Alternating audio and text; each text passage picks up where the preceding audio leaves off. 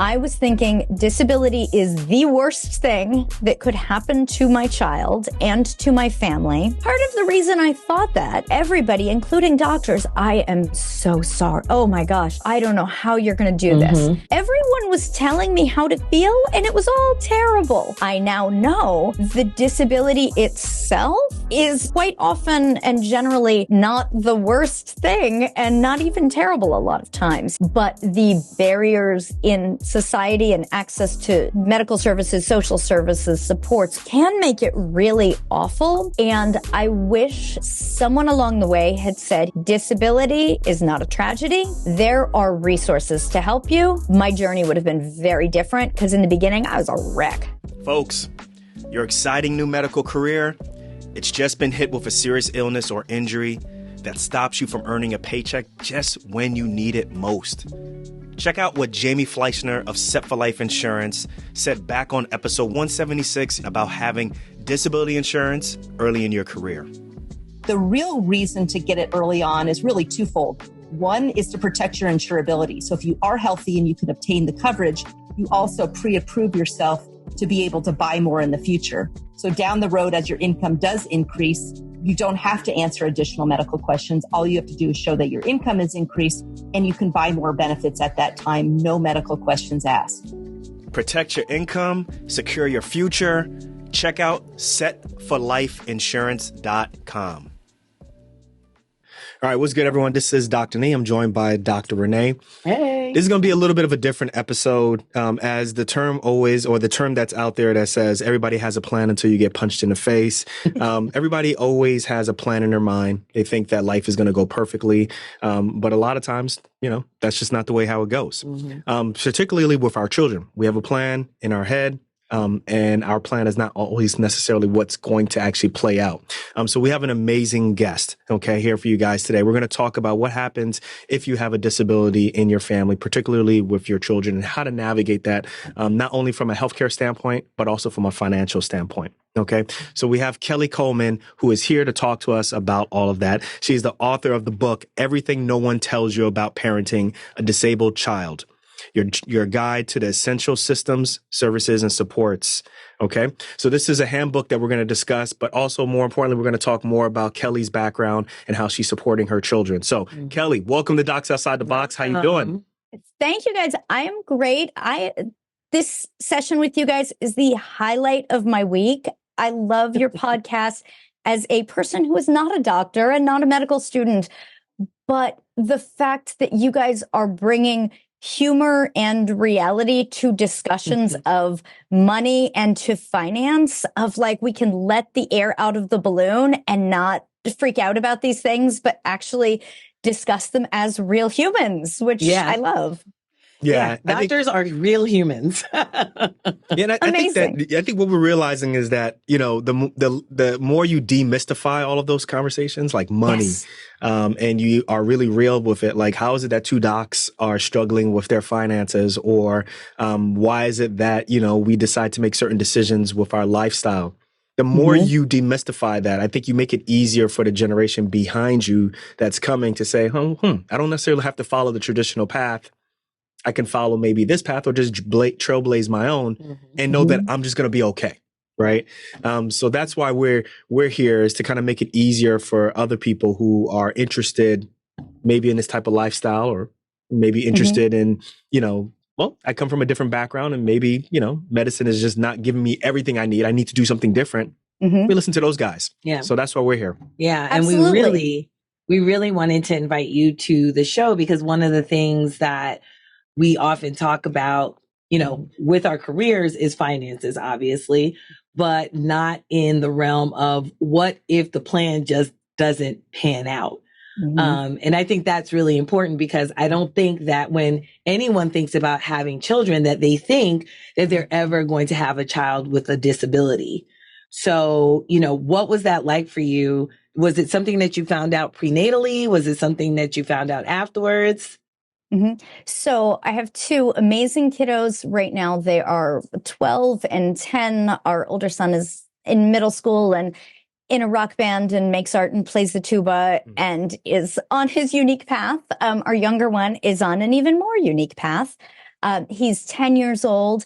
And in addition to loving airplanes and swimming and playing the same song over and over all day long, he has multiple disabilities. And for him, that includes a yet undiagnosed genetic disorder, syndrome. We've done literally every test science has available up through full genome sequencing. And now I know a lot about genetics. Who knew, right? Right. So, genetics, neurology, gastroenterology, neurogastroenterology, neuro-ophthalmology, like you name it. I'm like, sounds like you're doing a fellowship. That's what we call it, fellowship and training. You know what? It's like, I know the jargon and I drink a lot of coffee. So my sister tells me, my sister, who is a doctor, tells me that doesn't mean I'm a doctor, but sometimes I'm like, are you sure? You're close. Well, you're very close. You need the loans also to complete the circle. If you had the loans to complete your circle, yes, I believe you more. I think you've talked to my sister. Yes, she says that same thing. So, within his undiagnosed genetic syndrome, for him, that presents as cerebral palsy, autism, cortical vision impairment, epilepsy, feeding tubes, sensory processing, auditory processing, fine motor, gross motor. And when I love that you guys are doctors who are like, yeah, okay, that's information. And you're not going, oh, you poor thing, because disability isn't something that should warrant that. Oh, you poor thing. It's just information. And for our son, he is happy. He is healthy. He loves school.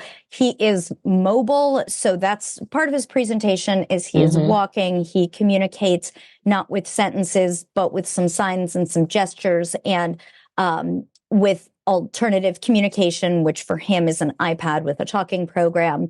Right. And so he's got a lot of great stuff going on. As a parent, I was trying not to laugh out loud when you said getting punched in the face. I'm like, yeah, that's it. And I think so many of us think we reach a point of adulthood when we're like, I got this figured out. Like, I'm not going to get punched in the face. Yeah. You will get punched in the face, whether it's through parenting or life or career or finances, certainly. It's coming for you. So for us, we had no signs prenatally that anything was going on out of the ordinary. Our pregnancy was exactly, pretty much identical to our prior pregnancy. So we were just like going about life. It's all good. And when our son Aaron was born, there was the just mom red light in the head saying something's going on. And I just knew from day one, and the nurses were like, oh, you're just hormonal and tired. Have some ice chips. And I'm like, there's something going on. And he passed the tests. The very first sign that there was something going on was that he had ridges along his skull, that it was presumed to be craniosynostosis, which I'm sure your listeners know, but for those who don't, is when the plates of the skull fuse prematurely in babies. I believe it's only in babies. And so we were horrified at the idea that he would have to have surgery at about 1 year old to separate the plates of the skull. And, eventually his hair would grow over it and he goes about life. It turns out that might have been an easier path for us. He did not have craniosynostosis. His brain size, we learned from an MRI, was within the range of normal, was the description from several neuroradiologists who read that, but within the low range of normal. So his brain was not growing fast enough to separate the plates in the skull. And so, of course, that's a sign that there might be something going on. And we accumulated diagnoses for a long time and to get to the list where we are today. And for us, we had pretty much no knowledge, no experience of what this journey would be. And as you know, starting out anything from a place of ignorance is a really hard place to start. Yeah, it's a really hard place to start. Yeah, I'm sure. I'm sure. So tell me, okay, you went throughout your pregnancy, thought it was completely normal. You had an older son, no issues. And all of a sudden you deliver, you kind of notice something's going on. And then it sounds like all of a sudden, all of these tests started happening, right? what's your thought process at that point in terms of kind of how your life, how your family's life is going to change? If at all, did you even have that notion yet? Absolutely. So my thought process, which I think is really important for parents to hear and for also clinicians to hear, because I think this can impact how you are interacting with your patients. My thought process then was informed by ignorance. So I say that I thought something's going on with my kid as we were racking up diagnoses and learning what was going on with him, at least to some degree. I was thinking disability is the worst thing that could happen to my child and to my family, that this is horrible, this is terrible, this is just awful. Part of the reason I thought that is because exactly what we were saying earlier, somebody learned something and everybody, including doctors, I am so sorry. Oh my gosh, that is so, I don't know how you're going to do this. Everyone was telling me how to feel and it was all terrible. Were I getting any information from actual real life disabled people? I would have felt better about things. Now that I am a decade in and I am friends with and have spoken with and gotten information from many actual disabled people, I now know the disability itself is quite often and generally not the worst thing and not even terrible a lot of times. He is going through life in a different way, but the barriers in society and access to medical services, social services, supports, all of these things, all of the stuff can make it really awful. And I wish that at the very beginning, even when we had said, like, I think something's going on with our infants, I wish someone along the way had said, here's the thing. I don't see anything. He's passed these tests, but I'm going to listen to you. Either there will be something going on or there won't. If there won't, go about your business. If there is, disability is not a tragedy. There are resources to help you. I will help you. This hospital will help you. There are supports in place. Now go have a sandwich. And literally, if somebody had said, if there's a problem, this is not a tragedy, and there are supports, my journey would have been very different because in the beginning I was a wreck. Yeah. But like how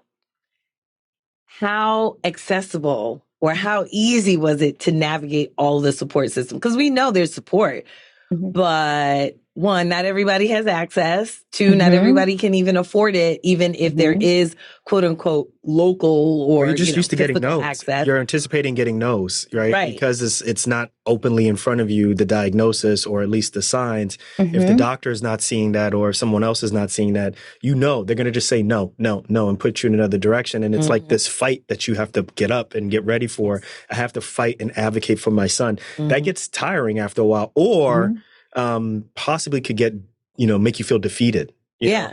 And you're just like, I don't know what to do next. So that's got to be tough right there. Yes, defeated is the exact right word to use for how I felt and how every single parent I talk to feels about this, because systems are not set up for people with disabilities and certainly children with disabilities to get the supports that they need. I live in California, which is a state that has a more robust system of supports, medical and social service wise. It varies wildly state to state. One of my best friends is in Texas, and her fight for services has looked very different than my fight for services. I've had conversations with dear friends who are very intelligent, who are amazing parents, for whom English is not their first language. And for them to get phone calls returned and to be taken seriously is even harder. For me, as someone who speaks English, lives in a state with more services, and has the incredible privilege of, I was taking time off from work to figure this out. It felt nearly impossible for me. And I'm one of the demographically lucky people. Yeah, you're a white lady. I'm a middle-class white lady with health insurance. With health insurance, right? Yes. And it felt nearly impossible for me. And I have talked to so many friends for whom it was even harder. There are systems in place. Almost all of us are starting out from a place of knowing nothing about any of this. Yeah. And so while you are postpartum and recovering physically from all of that, you are also navigating systems and emotions and everybody telling you what a tragedy your child is. My child's not a tragedy. Right. All of these things, it's really hard. And so for parents, just knowing, okay, it's not just me and I'm not alone in this. And for clinicians, when parents come in there kind of looking like zombies, no, it is really hard for them, not necessarily because they're freaked out because their kid has X or Y or Z, but because they're trying to get supports or learn what that is. Right. And they're just wrung out. Yeah. And newsflash, while we as physicians are in the system and we are part of the system, it's very disjointed for us as well, right? And so it becomes, I'm sure you've encountered at some point in time asking a doctor about some social support system, some other system, and they're like, I don't really know. Let me send you over to the social worker, or let me send you over to a case manager. Because honestly, we're not very well versed on quote unquote the system either. And so on top of not necessarily having a specific diagnosis for your son, even though you have many, like you said, I don't have a specific, but we have many diagnoses. And then having to navigate that, like, what does that do to, just kind of the speed with which your child gets all of the things that he needs? It's slow. It's very slow. And there are federal and state programs available. Every state has some version of early childhood programs and early intervention programs that goes generally ages 0 through 3. But there are wait lists even to get an evaluation, because you need to be, of course, you need to be evaluated in order to get into the systems. So everything can take a very long time. Everything often is urgent, certainly feels urgent as a parent.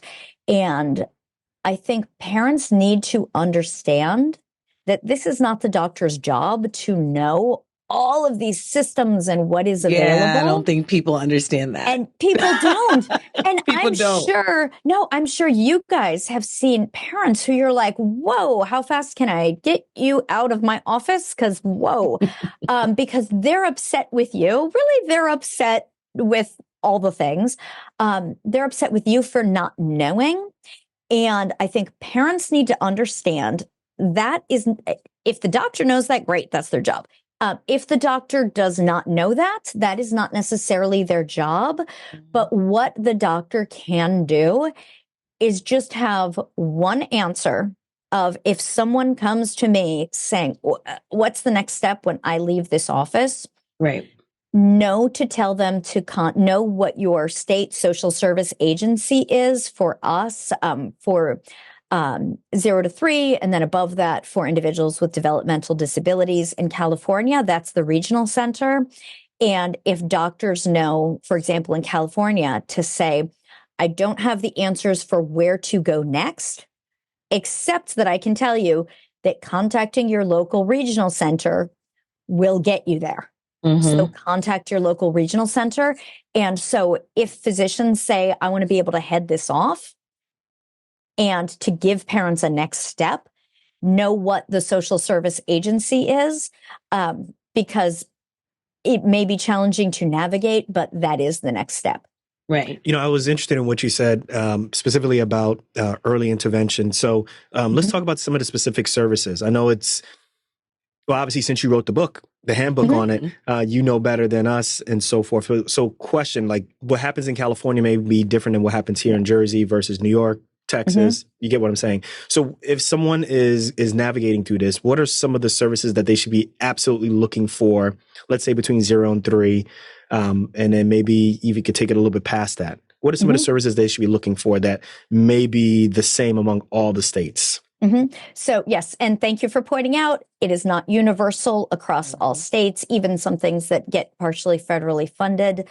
And all services that are not necessarily appropriate for all children. So parents also need to walk in, not demanding these services for their child because they might not be appropriate.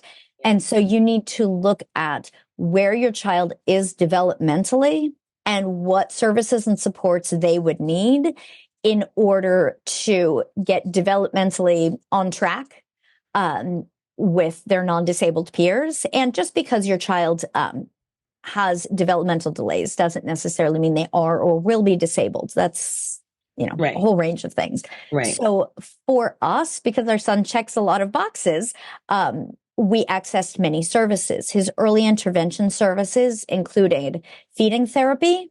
For him, he got a feeding tube at 3 months old, and he still has the feeding tube. It is a great intervention that works for him and keeps him alive. He's physically able to eat by mouth, but chooses not to for a variety of reasons and motor issues.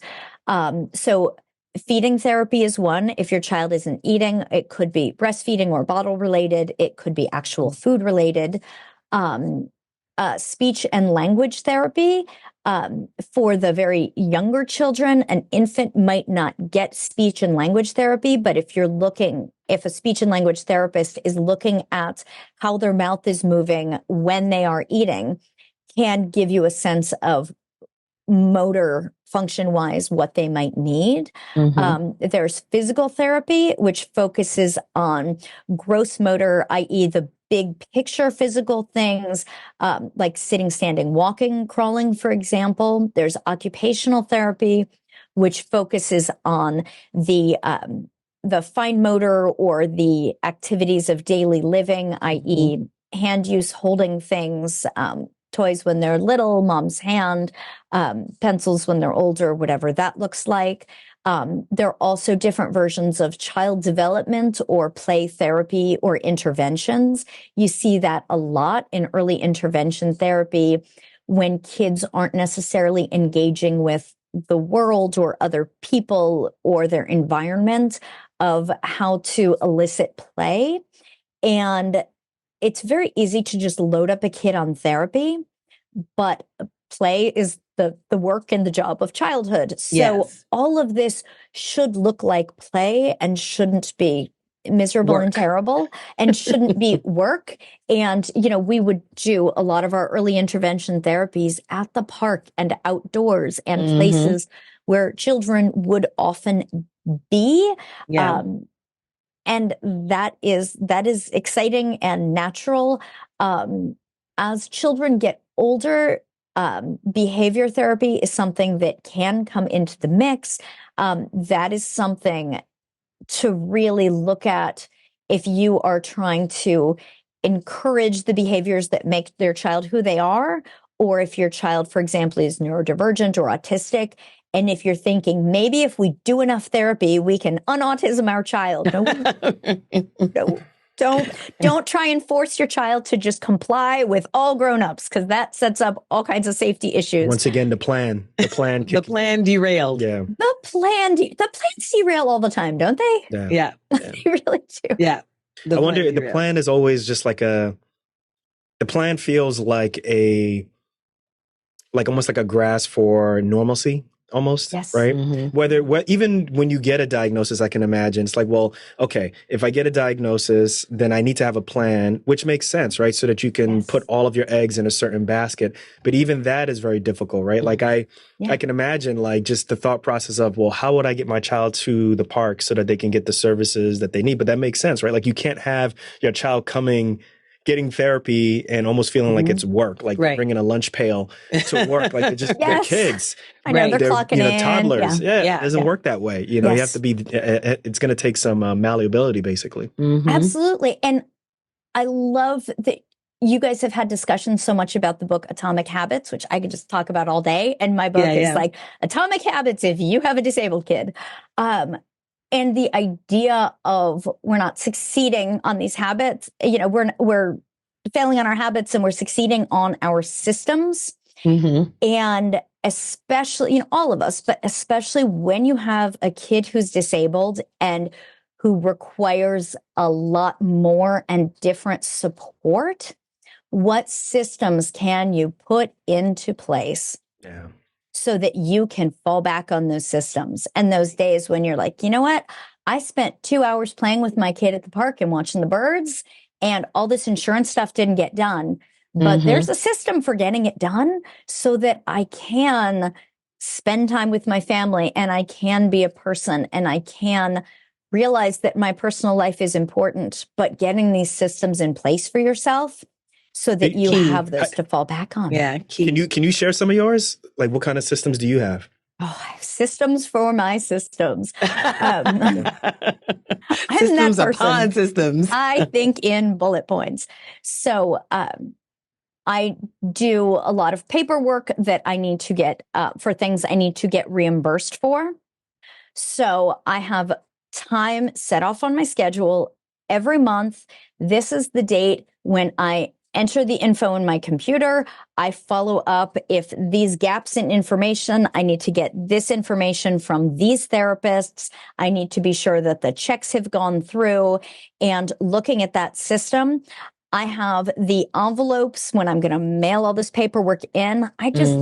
I sit down with like fancy coffee or tea or a lot of chocolate, and I literally just put stamps and return addresses on labels on the front of those envelopes. And I have a stack of them in the folder so that when I finish the paperwork, the envelopes are already there and it's ready to go. And I don't have to wait to get stamps, because if I wait, that's going to take me longer to get my money back.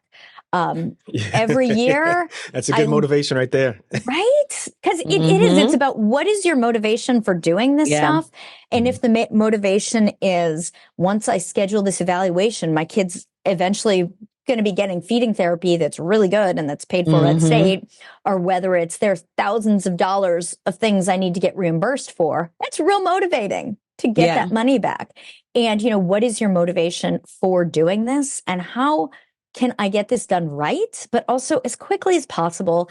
I'm really good at all this paperwork, but I don't enjoy it. It's not fun, but I'm really good at getting it done and scheduling the time to get it done so that I know now's not my time to scroll around on the internet. Now's my time to do this and send that on its way. And part of it is starting the systems of saying, what is one thing I can do, and do that thing. And that's it. Even that's all you can do today is, what is that one thing? No matter where you are in your career, you've seen patients your age or younger get seriously injured, have a long-term illness, or even have a mental health issue that affects their ability to work. Now, what if that was you? No, for real, what if that was you? Without disability insurance, how are you going to replace your paycheck? In episode 176, Jamie Fleischner of Set for Life Insurance explains why the best time to buy disability insurance is during your residency. Most physicians acquire their disability policies during residency, and there's several reasons. First of all, when you're younger, you're able to obtain the insurance because they ask you a whole host of medical history. And so you usually don't get healthier over time. Usually you get less healthy over time. So when you're healthy, it's easier to acquire the coverage. Number two, it's also less expensive because it's based on your age and your health. You're not getting younger or healthier over time. So you're at the ideal time. The earlier you get it and the younger you are, the less expensive it's going to be. So whether you're a resident or you're an attending, it's never too late to protect your income. Renee and I, we use Set for Life Insurance to find a disability policy that fit our needs and budget. So what are you waiting for? Check out setforlifeinsurance.com. Once again, that's setforlifeinsurance.com. Yeah. I had another question. I think having a disabled child, as difficult as it is, navigating the system and you don't know anything is as difficult as it can be. What do you do? What's your advice for those who are trying to navigate all of those different things, but have a spouse who may be on a different page. Mm-hmm. Example, our child went through early intervention, Mhm. but I was initially saying the child will grow out of it. And she was like, no, we need to go the route of early intervention. We need some services. And I was like, what's the big deal? So maybe it may not even be a spouse. It could be a family member. Mhm. I think I was the only one on board with a her. mom, a dad, other parts of, your nuclear family or extended family are saying, just it'll be fine. It's What's- probably not that bad. what's your advice in that situation where it's just you're the only advocate, or how do you push too hard, push back? Give us advice on that. Mhm. That is such an important question because there's so many dynamics. Also, culture can play into that hugely.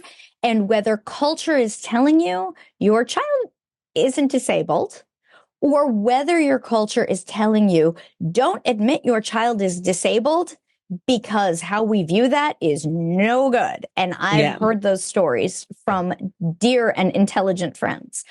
How I start is I'm making things easier on me. And I'm very fortunate that my husband has been on board, and there has been a clarity to having a child who so clearly was so delayed from the beginning. There was no doubt of whether or not he needed interventions, especially for kiddos with non-visible disabilities. It can be really hard to convince yourself and or others that this is necessary. I always start from a place of, I need to make this easier for me. Mm-hmm. And if my husband was saying, oh, he doesn't need feeding therapy, I think my approach would have been, here is what I need. I need to find a way to make this easier for me and my child and for all of us. And especially for the primary caregiver, which is very often the mom. I think it's hard to argue with, as a mom, I am struggling. This will make it easier for me. So let's try this. And you know what? If this doesn't work, if this is aversive to my kid, or if it totally upends our schedule in a way that does not align with our family values, we will consider. There is no harm in trying. Let's just see. And if people are really pushing back, you can say, let's see how this goes. I am acting on the advice of my pediatrician. So you just blame that pediatrician who's sending you to early intervention. Like, you know what? And we have an outstanding pediatrician who has, held our hand every step of the way. Say, I'm acting on her advice. Let's do these services for a month, and then let's sit down and talk about how it's going. Yeah. And I think accessing services, even if you know there's a disability at play or suspect or aren't ready to name it, that's okay. You do not need a diagnosis. You only need an evaluation that is showing a delay in order to access early intervention services. And you don't need to say, I think our kid's real disabled. You can say, you know what? Our pediatrician is advising this. I don't know, but I think this would make my life easier. Let's do this because I think this would make life easier. Okay. Yeah. No, I totally agree with you. My son was diagnosed with speech delay at 18 months. And it was just like, wait, what? What do you mean? Especially when you're a doctor and you don't pick it up because there's always talking in the house. He has an older brother. He babbles him, he was babbling at the time as well. And so I was like, I didn't realize that he actually wasn't saying words, that the words that were being said by his older brother, but not by him. That's really interesting. Yeah. And, and like you said, make it easier for yourself. And for me, honestly, instead of wondering like, okay, well, is he going to talk? It actually was easier for me to take action. I had to feel like I was doing something. And I was like, well, it can't harm him to do something about potentially helping him to speak. So for me, that was actually making it easier on myself. Although my husband will tell you my schedule was completely hectic, but it was in line with allowing me to feel like I'm doing something, and it was action oriented, and I just felt better about it. But there's also the Yes. pressure, right? Like even your side of the family, my side of the family, they're like, give him time. All he needs is time. You know, why are you guys getting him evaluated here or what have you? He'll be fine. It's almost like they're saying something to make themselves feel better because they don't want to admit that maybe possibly something is going on. So if they see the child getting these therapy and services, now they have to admit my grandchild, my nephew, my, whatever it may be, has some type of issue. I don't know how to handle it. And now my anxiety is going to play out. I think that could be difficult to navigate. Yes. And I see that all the time, with my kid, with all the other kids of other people kind of projecting their feelings onto you. And that has been one of the most exhausting and challenging pieces, is feeling like you are managing everybody else's fragile emotions. Yeah. Yeah. And you're just like, if you wanted to, be able to do 100 push-ups by the end of this month, you might want to hire a personal trainer. Right. No shame in that. No shame in that. You just do it. Yeah. I want my child to have an easier time communicating with his peers. We're going to hire a personal trainer, but it's going to be called a speech therapist. So insurance will pay for it. Exactly. Yeah. Which, we talked a little bit about money. As two doctors, early intervention oftentimes is, a state funded program, sometimes, at least in New Jersey, on a sliding scale, depending on how much money you make. Yep. And so, you can imagine with two doctors, we ain't qualified. We were not sliding scale eligible. Yeah. What about the money? Like for our experience, we ended up doing some private as well. But I know for a lot of folks who don't just have a child with speech delay, but may have extensive needs like your child. What about the money? Like where's all this coming from? Because insurance cannot and probably is not covering all of the services to the fullest extent. Financially, this can be a total mess, partly because it can be so expensive, partly because it can be stressful financially, and partly just figuring out what is covered and also what is necessary. And do you really need to do that? Number one, that I have learned over and over, there is no shame in wherever you are financially. Right. Period. Right. You need to get a total clarity on where you are financially. Having someone with a disability in a family costs on average, I believe it's an extra like $12,000 a year. I believe that. Say that again. Well, I think it's $12,000 a year. I believe that. And for some people, they could write that check today. For most people, that is significant, and that is after taxes. Right. Right. So financially, do not be ashamed of wherever you are, but you need to know where you are. You need to know how much money your family needs to sustain the lifestyle, to pay off debt, to save for future. Like, you need to have your general financial plan so that you know how much you can spend going into this. And you need to know what you could possibly access and what that will cost you. What I mean by that, do you have private insurance? Get to know that explanation of benefits. Boy, is that going to be boring. Yeah. However, the money that you will save is not boring.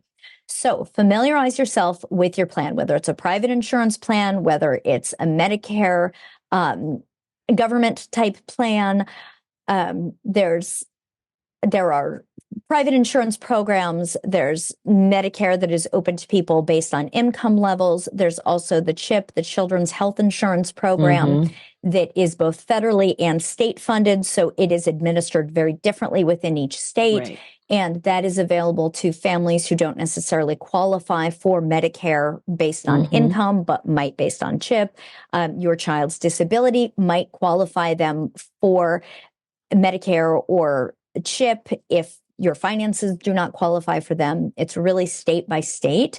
So know what is available and can be covered through those, and find out social service wise what can be covered. If you're like, I don't know where to start, I don't have any friends who know where to start. Right. I did an experiment and I Googled Department of Developmental Services, California, Indiana, and pulled up different states' Department of Developmental Services.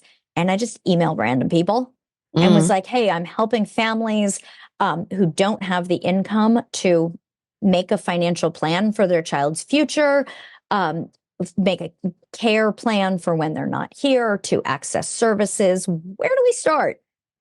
And I heard back. And so don't be afraid of emailing your Department of Developmental Services or your Department of Health and Human Services and say, hi, random person, I need help figuring this out. And quite hopefully, and I think likely, they'll get back to you. And even if they don't have the answer, they can send you on a path that does. But it all starts with, where are you financially? Do you have an extra $50,000 a year to spend on equipments and therapies and alternative therapies and all the things? Right. Or are you struggling to make ends meet and you don't know where this fits in? You can also talk to hospital social workers, are a great resource. And there is no shame in even calling up the social worker before your visit at the hospital and say, I don't have the $8 for the parking garage. That is a barrier in my child getting care. What can we do about that? Hospital parking garages are so expensive. You know, right? That is a thing. That's a meal. Yeah. Right. Thank you. That could be a meal for your whole family, and that might be their only meal of the day. And if you have to choose between feeding your children and paying for parking, and gas, which is so expensive, do not be ashamed to say, you know what? If I don't have to pay for these things, or if I can find a way to get assistance in this, people are not looking down on you. They'll probably say, good for you. I am so glad you called. We've got a program for that. Right. Right. Oh, that's so very important. You know, the fact that money could even just be a barrier to, you know, all of these services is just, it really is a crime, really. Yes. And then you start thinking about like your future, right? Your future, your child's future in particular. You know, we talk a lot about life insurance on this podcast, a lot about that, right? I love that you do. Yes. Yes. And, you know, Nee is very well known for hating whole life insurance. He's looking at me like, what is she about to say? He's very well known for hating whole life insurance. But one of the things that we haven't really covered on this show, because he always does give the caveat, not everyone needs whole life insurance. Some people do. But that caveat that he often gives is, if you think that your child is going to need care in the future beyond, you know, your living years, that might actually be a good idea. And, you know, where are you in terms of planning for your son's future, considering the number of disabilities that he has? Yes, we've got a system for that. I figured that. Turns out, I figured that is the thing that was keeping me up at night until we had a system of like, if I'm falling into a wood chipper, like all this falls apart. Right. You feel like you can't die. Yes. Yes. I know my friends and I who have kids with extensive support needs, we're like, can we actually become vampires? Because it has some disadvantages. Right. But like, they've got great skin and they've got clothes and they live forever. Right. That's right. And they sleep all day. Which I really want to do. I desperately want that. The future care plan is perhaps the most daunting thing, partly because it feels like I'm good today. I can just put that off. But the reality is, if something happens to you, then what? Mm-hmm. And families might say like, oh, we're good. My kid's not going to be adult for a while. He'll go live with Uncle Jimmy. Uncle Jimmy's awesome. It'll be great. Time goes fast. Mm-hmm. By the way, have you talked to Uncle Jimmy about that? Because Uncle Jimmy might be like, no. I'm going to Nepal and seeing what happens. And we're like, right. hey, cool, Nepal. I love Nepal. So you need a plan. It can be terrifying if you do not have successor guardians, i.e., if something happens to you and or your partner who gets your child either as children or as adults who will not be able to live independently. Our son, Aaron, will not be able to live independently, period. Whatever form that takes, I want as he gets old. He's 10. He doesn't care about this stuff right now. He wants to watch Mickey Mouse. And I'm like, cool, you're 10. That's what you should want. But as he gets older, we will review these plans with him and make sure that it is with his wishes, and to the extent that he is interested and able, will participate in the care planning. Back to your finances.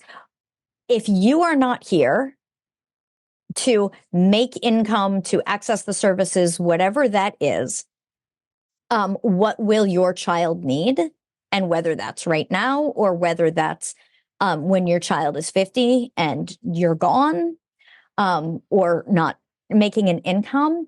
And you really do need to think about and talk about they're called special needs financial planners usually. Sometimes, there's a movement towards calling them disability planners, which is great. But the fastest Google is special needs financial planner. And you need to speak with someone who specifically knows the ins and outs of support for individuals with disability, because they will likely be able to speak to future housing options, whether that is with you in a group home, at home with support, whatever that is. They will also be able to speak to, in your state, what is the amount of money that this person can have in their name when they turn 18 and not lose government benefits. It's around $2,000. That is nothing. Some people spend that in a month, especially if you are paying for caregivers, you might spend that in a week. You need to know how to have finances in place so that if Aunt Sally dies and leaves your child $1 million, if that goes into your child's name, does your child lose their housing immediately? And child, I'm saying it could be a 35-year-old, but my boys will always be my children, but they'll be grown-ups. And you need to talk to someone. It's different in every state. It is a mess, but it's figure outable of how things should be set up. They're called special needs trusts. We're trying to move away from the term special needs because people with disabilities have told us to do so, and that's a whole other thing. So disability, but they're called special needs trusts. So do you need a special needs trust? Do you need a special savings account? Do you need something that you can change the terms of a future care plan? Do you need something locked in place? Do you need to talk about all the details with anyone you have listed as a guardian who might be caring for your children now or later? You need to speak with someone who knows the specifics of this and is not a financial planner just for families without disability factored in, because your child absolutely could lose all their services. That's something that we definitely need to consider. We appreciate you dropping that, because I didn't know that there were financial advisors specifically for children with disabilities or people in general who have disabilities or specific needs. So, but that's the reason why we need to get this book. Yes, thank you. You know what? I have it here with all my Post-it notes, but you guys have covered all the things. Like, and also, don't let your finances be a barrier to creating a future care plan. How much this plan is going to cost you to put together doesn't have to be a lot. It can just start with a will of who gets what, and that includes your stuff and your kids and your dog. But it is often done based on your assets, based on how much you have. So if you're a gazillionaire, it's going to be pricey, but it's fine. You don't care. Money means nothing to you. Right. If you say, I really don't have a lot of money, but I need to create a will, start with that. Also back to the what's going to make your life easier. I bet you'll sleep better once you know if something happens to you. Here's what it is. How do you determine if you need a certain type of life insurance or how much life insurance do you need?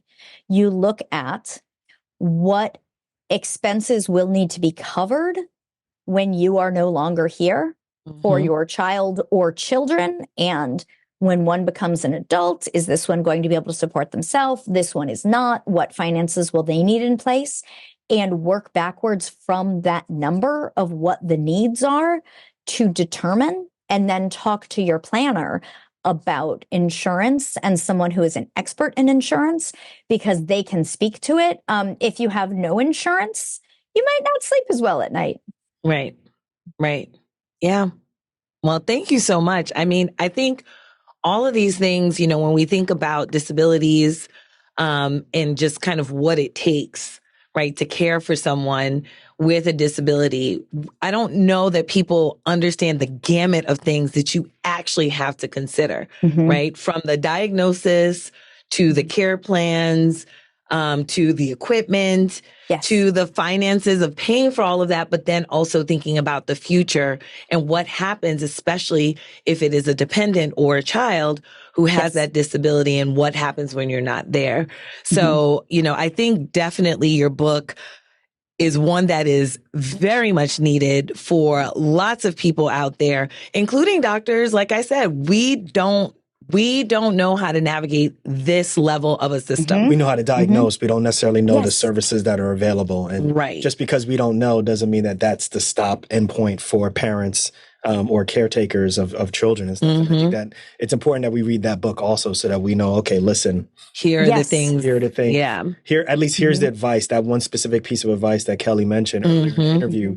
At least you can give that answer. Right. Or even just say, let's just be open to trying something maybe for a month. And from there. Exactly. Shout out to the pediatricians. Yeah. They know more about the services than Yes. And, you know, and like you said, that was where we got our start, was the pediatrician recommended early intervention. So so this was really, really great, Kelley. Thank you guys so much for all that you do. And I'm just honored to be part of your team. I just love what you do. Thank you so much. No, this was great. And you guys. And everybody listening, everything no one tells you about parenting a disabled child, your guide to the essential systems, services, and supports. That link is going to be in the show notes, y'all. So this book is on Amazon? It is on Amazon and orderable at all the book places. There you go. Awesome. Kelley, thank you so much. This is Kelley Coleman. Everybody, make sure you get that book. If not for yourself or a family member, just even, you know, just to know what you should be doing, and how you can contribute to making our patients' lives a little bit easier. So thank you again, Kelley. Thank you, guys. Thank you so much. All right. You take care.